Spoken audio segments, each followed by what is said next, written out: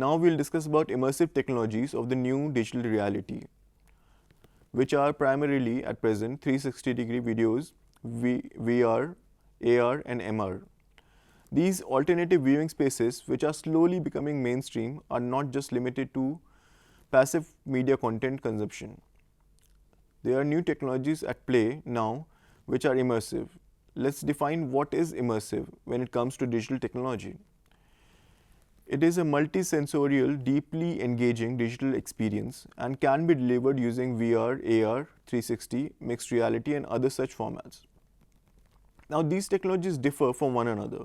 AR or augmented reality creates content in the real world by placing trackers in the environment where the content is viewed using transparent optics, whereas VR or virtual reality on the other hand replaces the user's environment with a virtual world. Both of these technologies feature motion tracking capabilities to make the user experience more immersive. MR or mixed reality combines both the world in a seamless manner using spatial awareness and gestural recognition systems. 360-degree videos are often confused with VR and AR, although 360-degree videos can be viewed on a virtual reality headset, which enables better interaction and immersion.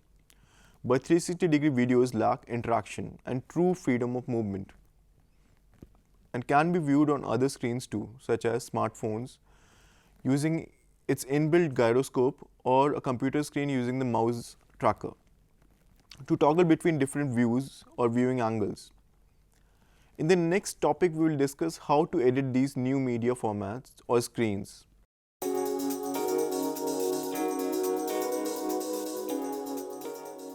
Now we will discuss about the editing pipeline or the workflow of how to edit a video. Video editing for media other than the new media technologies that we have discussed earlier remains the same, except the way we import immersive technologies such as VR, AR and 360 videos, and some of the tools and transitions which are unique to each media that we will address today. We'll start with the process of editing a typical video and then discuss how immersive technologies media content is imported, and we'll elaborately discuss the tool sets unique to each one. It's important to understand the post workflow or pipeline of post-production. Post-production begins after the required shots, scenes or sequences decided during the pre-production phase have been shot.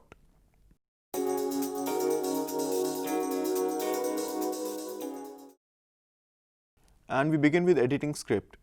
In the post-production, editing script makes the storytelling organized and the way it was initially visualized. Any script for a media project is essentially written 3 times. First by the screenwriter, then during the production stage, and third at the editing room or the editing table. This third script or third edit is called the paper edit and is essential to decide the pace of the film, as it's only after editing or everything is in timeline placed, one realizes that which shot is crucial to push the story forward and which shot is slowing down the story and are no longer required and go straight into the bin, although they can be released online or on DVDs as deleted scenes.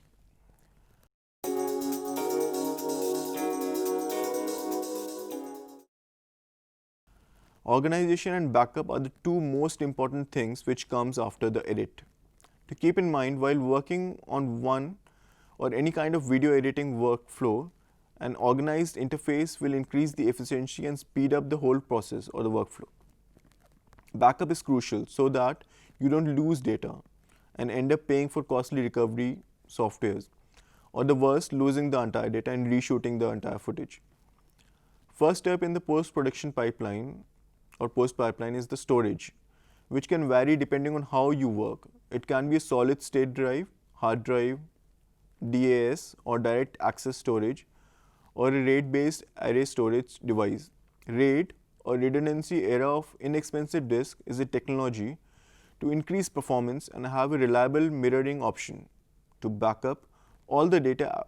It backups all the data automatically onto another drive in the mirroring feature and utilizes faster drive than the traditional consumer hard drives. You might work on a footage dumped in a centralized storage, where several editors are working on the same footage on different levels, such as visual effects artist, colorist, editors, sound editor, and so on. SAN or SAN or storage area network are used by big production houses, where different people can access the same data seamlessly as if accessing it from their own drives.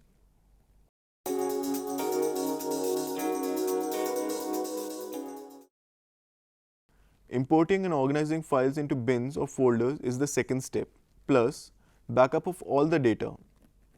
Then comes assembling or organizing all the footage into a logical order inside a project panel in the editing software being used. Next step is interpreting footage. It is getting to read the editing or the edited application to read your footage in a correct manner. For example, if you have shot a footage at 24 frames per second, you want it to be read in the same way and not in 25 frames or any other frame rate. If it's interlaced, the editing application should recognize it as an interlaced footage.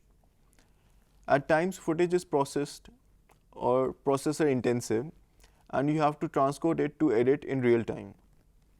If that's not a viable option, then you have to follow a proxy's workflow by transcoding it to a much lower resolution and then later on replacing it with high resolution footage. This also enables to edit on a laptop or a smaller interface. Finally, in the assembly process, you need to sync all the audio files which were recorded separately from the video. Usually, assistant editor does these tasks. Industry standards for video editing is Final Cut Pro, Adobe's Premiere, and Avid. Then we can begin editing by dragging and dropping the footage in the timeline and being creative. Once the edit is locked or you have the final timeline with all the audio and video in place, at this point we divide the workflow further into audio and visuals, which have completely different workflow. For visuals, or the second stage of the editing, is motion graphics, which involves creating titles, overlays, inlays, animations, idents, logos, and basic effects like transitions. Motion graphics can be complex at times and can involve 3D graphics or motion graphics. Motion graphics world over are created using After Effects and Nuke, which are the de facto standards. Third stage of post-production pipeline is visual effects or VFX. It is a process of integrating special effects with live action footage. The typical workflow is that you pre-select or identify the sequences that needs any kind of VFX work and you export it into a format the visual effects team wants, which is usually a TIFF or TIFF image sequence format. After the VFX work is finished, it comes back to the editorial. It can be considered as a hub where everything has to come back eventually. The fourth stage is moving the entire timeline into another application. This stage is called conforming. This is a complex stage as at times you might have footage from different cameras or even files with different resolution or aspect ratios. Fifth stage is color grading, which comes after conforming. A short format film or feature are not mastered in an editing software. Editing application is not a specialized application for color grading or color correction. Thus, we need to get the footage into a color grading application. DaVinci Resolve is an industry standard application for color grading. For high-end color grading, Baselight by Filmlight is used, which is packed with powerful tools for colorists, but is little expensive. Color grading involves color correction, shot matching, texture equalizing, and lookup table. The last one mentioned here, LUTs, is basically a modifier between two images, original and the displayed image, and is typically viewing, transforming, and calibrating based on a mathematical formula.